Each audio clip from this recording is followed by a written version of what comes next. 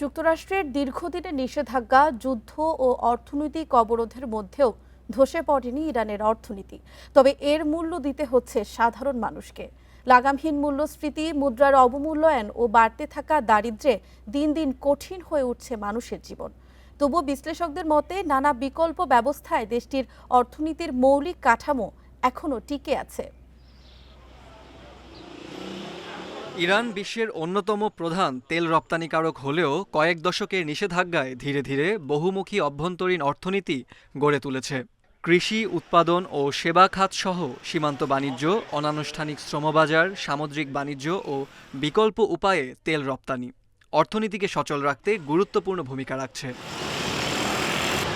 তবে এই টিকে থাকার সবচেয়ে বড় মূল্য দিচ্ছে সাধারণ মানুষ।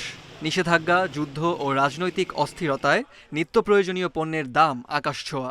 চিকিৎসা, শিক্ষা ও বাসা ভাড়ার খরচ সামলাতে হিমশিম খাচ্ছে অধিকাংশ পরিবার।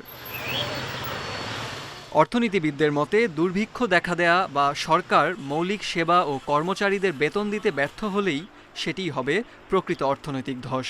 সে অবস্থায় এখনও পৌঁছায়নি ইরান। তবে যুদ্ধ ও নিষেধাজ্ঞার প্রভাবে মূল্যস্ফীতি প্রায় ৯০% পৌঁছেছে। এক বছরে ভোজ্য তেল সহ অনেক নিত্যপণ্যের দাম ৩ গুণের বেশি বেড়েছে। রিয়ালের অবমূল্যায়নে আমদানি পণ্যও সাধারণ মানুষের নাগালের বাইরে। সরকার ভর্তুকি ও নগদ সহায়তা দিলেও মাসিক ন্যূনতম মজুরি $১০০ কম হওয়ায় তা ব্যয় সামাল দেওয়ার জন্য যথেষ্ট নয়। সাম্প্রতিক মার্কিন হামলায় জ্বালানি ও বিদ্যুৎ অবকাঠামোর ক্ষতি পরিস্থিতিকে আরও জটিল করেছে।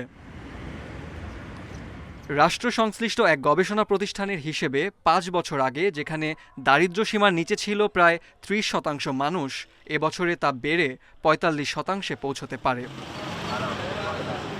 বিশ্লেষকদের মতে দুর্নীতি, দুর্বল বেসরকারি খাত ও কমে যাওয়া বিনিয়োগও অর্থনীতির বড় বাধা। এর ফলে দ্রুত সংকুচিত হচ্ছে মধ্যবিত্ত শ্রেণী। বর্তমানে প্রায় ৭০% মানুষ দারিদ্র্যের ঝুঁকিতে রয়েছে। বিশ্লেষকরা বলছেন, চীন রাশিয়ার সঙ্গে বাণিজ্য ইরানকে সাময়িক স্বস্তি দিতে পারে। তবে দীর্ঘমেয়াদে অর্থনীতিকে ঘুরে দাঁড় করাতে নিষেধাজ্ঞা শিথিল ও ভূরাজনৈতিক উত্তেজনা কমানো ছাড়া বিকল্প নেই। শেখ শাকের, ইন্ডিপেন্ডেন্ট নিউজ।